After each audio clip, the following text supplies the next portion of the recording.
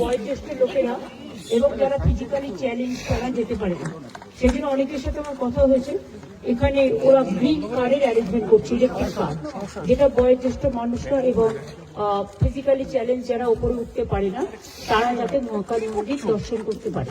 আর তাছাড়া আমার একটা উদ্দেশ্য আছে, আমরা একটা জগন্নাথ ধাম করেছি দীঘায়, আমরা দুর্গা অঙ্গন করছি রাজারহাটে, সেটাও গ্রাসরুট, সেটাও ট্রাস্ট তৈরি হয়ে গেছে এবং ওটা জমিও পাওয়া গেছে, চিহ্নিত করা হয়েছে, ওটা এখন টেন্ডার দেওয়া হয়েছে।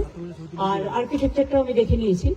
আমার আরেকটা আছে যে আমি একটা জমি ডিএমকে দেখে রাখতে বলেছি শিলিগুড়ির পাশাপাশি, ভালো জমি, যেখানে কনভেনশন সেন্টার হবে, তার পাশেই আমি একটা বড় মহাকাল মন্দির করব, যেটা হচ্ছে সবচেয়ে বড় শিব করব।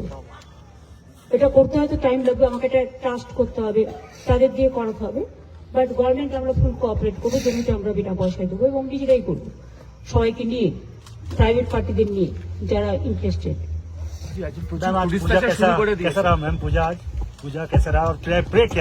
पूजा बहुत बढ़िया हुआ और टूरिस्ट आने शुरू किया। मैंने बहुत सारे टूरिस्ट को मिला। पहले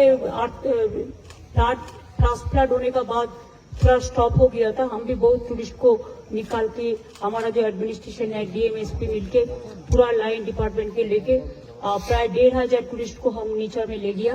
बाद बाकी और भी बहुत सारे टूरिस्ट अभी आ रहे हैं, बहुत सारे टूरिस्ट को हम मिला भी।